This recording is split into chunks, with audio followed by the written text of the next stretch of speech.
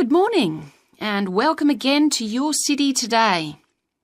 With me today is Graham Campbell, a councillor from the City Council. He'll be telling us about the plan to improve the fast-growing suburb of Red Hill. Good morning, Graham, and welcome to the show. Good morning, Carol. Now, Graham, I understand that there has been a lot of community consultation for the new plan. Yes, we've tried to address some of the concerns that local groups told us about.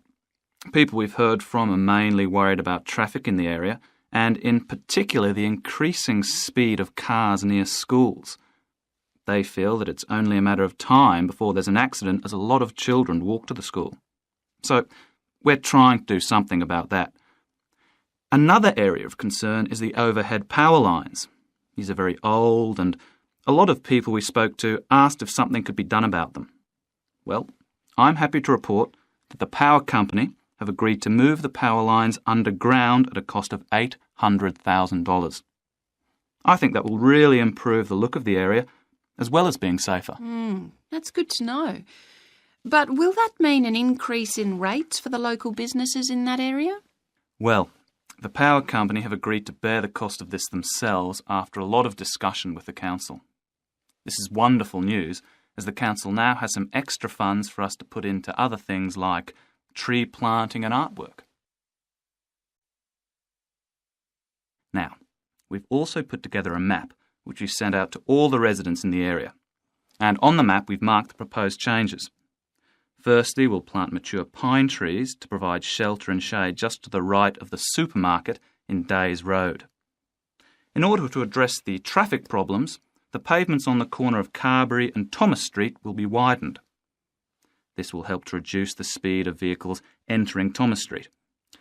We think it's very important to separate the local residential streets from the main road, so the roadway at the entrance to Thomas Street from Days Road will be painted red. This should mark it more clearly and act as a signal for traffic to slow down. One way of making sure that the pedestrians are safe is to increase signage at the intersections. A Keep Clear sign will be erected at the junction of Evelyn Street and Hill Street to enable traffic to exit at all times.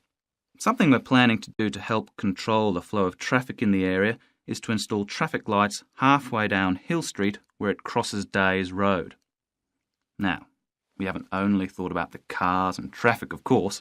There's also something for the children. We're going to get school children in the area to research a local story, the life of a local sports hero, perhaps. And an artist will incorporate that story into paintings on the wall of a building on the other side of Hill Street from the supermarket. And finally, we've agreed to build a new children's playground, which will be at the other end of Hill Street, close to the intersection with Carberry Street. Wonderful. Now, what's the next stage? Well, the final plan will